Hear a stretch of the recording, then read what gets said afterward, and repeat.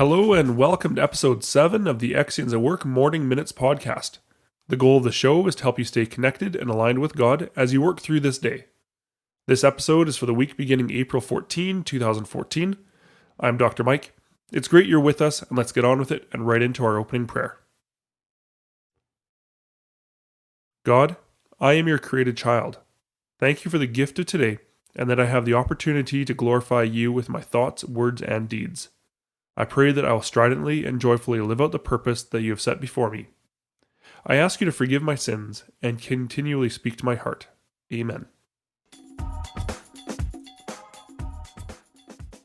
Let's spend a moment talking about your day and a few motivational thoughts to keep in mind. Would you say that you procrastinate? Put things off to tomorrow for the principal reason that you just can't get motivated or encouraged to do them today? Sometimes procrastination is a clear sign that the task or goal really is not that important to us, and we should really examine whether we should kill off the task rather than just postpone it. Other times, it really is the right and beneficial thing for us to do, but we let some emotion get in the way and block us from getting it done. For example, a higher desire for another good thing may lead us to putting off another one. Or fear about it may leave us hoping that tomorrow will be a better day for tackling the beast. The truth of the matter is that if it's an important goal, a righteous goal, a goal that is beneficial to our lives, we need to take action. The longer we put things off, the longer we take to taste the fruits. We need to grow through the uncertainty and awkwardness that comes from beginning a challenging item in order to get to the good stuff, the result or the outcome that we want to see. Here's a simple example. As I'm recording this, I've got two trade-offs on my hands. I can put this package together, or I can put down the mic and head to the gym. Both are good things, and I'm not afraid of either one. And I've put off both for a period of time because of a higher desire for another good thing, of sleeping in. Today, I can only record or go to the gym. One has to be put off to achieve the other. Now, you may not sounds much like procrastination, just a scheduling issue. But the challenge arose because I kept putting both of them off for 3 days in a row, as I felt like I just needed more sleep in the mornings. And I'm sure you've been there before. A different example that is more far and away procrastination is that I'm a week behind in getting my course outline started for my next course. This is a 13-week course plan that lists out the primary textbooks, learning objectives, assignments, and other class logistics. I am a week behind on it because I really don't look forward to the small task of lining up the class activities to the academic calendar. This isn't rocket science, but it is a bit of a slog, and I don't enjoy it. But as I work on the outline this week, something I'll have to do is break it into small parts. One small chunk is to grab the academic course calendar and the course dates. Another small chunk is to locate and update the body of a past course outline.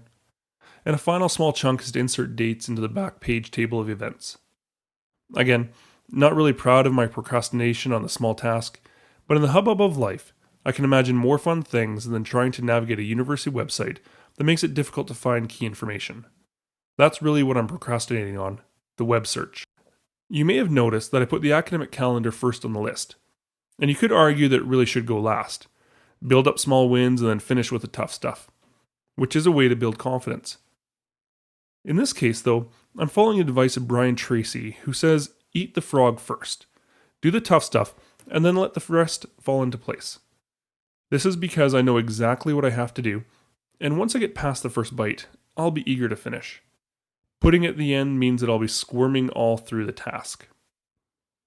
The other thing I will do when I sit down for this task is to clear out the distractions. No other websites open, no multitasking, no other priorities to get done next and feel pressured to get to. I have to make it convenient and comfortable to be productive. If you are a serial procrastinator, there are a couple things you can look at in your life for change. 1. Make sure that what you're doing is important. Dive into your soul and your big why. If it's not there, then reframe the task to a nice to have, and forget about making it happen on purpose. Do you have positive, like-minded, doing type people around you? They can give you a push and help you stay accountable for your progress. And masterminds are perfect for this. Are you too comfortable? When we get comfortable, we often get lazy, and you may procrastinate because you've lost your hunger and drive. Build a vision of a person that achieves. Write it in a journal or on a vision board or other place. but see yourself as an action taker. Get detailed deadlines so you know what you have to achieve, by when, and assign real consequences for not. Stop overthinking. The intellect is unbelievable, but we tend to overcomplicate things. It's great that you're smart, and bad that you make it unsimple. Sometimes you just have to Forrest Gump it. And reward yourself for making progress. Might sound cheesy giving yourself a pat on the back, but we need to feel like we're doing well. It works. Okay, so here's your homework. Get to your whys, chunk things down, move forward, connect with other doers, and reward yourself. And lastly, just get started and keep in mind the Chinese proverb. The best time to plant an oak tree is 20 years ago and today.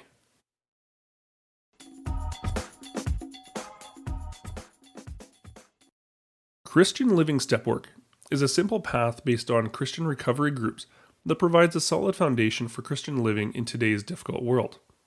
Each month, a step is addressed with advice that is simple to say but not necessarily easy to implement. It's April, the 4th month, so we're on step 4, which is made a searching and fearless inventory of ourselves. And the principle of this step is about courage. Our grounding text is from Galatians 6, 3-5. For if anyone thinks he is something when he is nothing, he deceives himself. But let each one examine his own work, and then he will have reason for boasting in regard to himself alone, and not in regard to another. For each one shall bear his own load. And this week, consider that when you're ready to chronicle your life issues, what you have done right and wrong, you may just realize that you've been doing it for some time already. Every phone call with a friend where you hash out what is right or wrong in your life usually includes a reflection of how you contributed. Diary entries, personal improvement plans, notes to self, after forced life pauses or traffic snarls in grocery lines, even the too close to home feelings from tabloid stories, all contain these gems of self-awareness. All you're doing in this step is consciously collecting and observing them. And once you start writing them, don't go back and reread until you think you've gotten them all out. Perhaps this is a one-shot deal, or maybe it takes several sessions. You don't want to review them yet because it becomes too easy to say, covered that one, and choose not to write more examples or variations, and thus not fully get the personal defect detailed.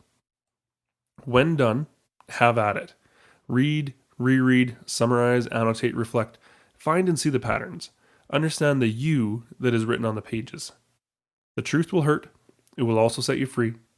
Have the courage to see yourself as you have acted.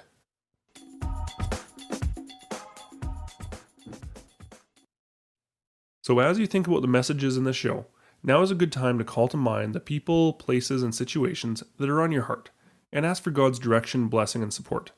Spend a moment in personal reflection now, and then we'll close the show.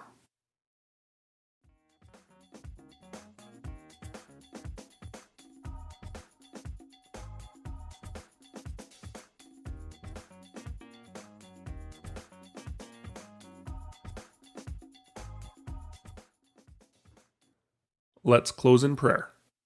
As you think of your day today and what it will hold, I pray that you will have the strength, courage, and conviction to hold tight to Christ, remain free of sin, and serve according to your calling. May God's peace be with you. Amen. Thank you so much for listening. I value you so much and pray for you and your healthy Christian life. For more ideas on living Christian and for witnessing at work, visit XiansAtWork.com for resources, podcasts, and links to our Facebook community of believers. A transcript of the show is posted on the site. Just go to XiansAtWork.com/MMShow07. You can also email me at drmike@XiansAtWork.com or follow and connect with me on Twitter. My handle is @XiansAtWork. If you liked what you heard today on this free podcast and want to do something nice, go to iTunes and leave an honest review and rating. 5-star ratings help us rise in the rankings and be more visible and accessible to people like you looking for a boost to their day. That's it. Show's over. We're all done.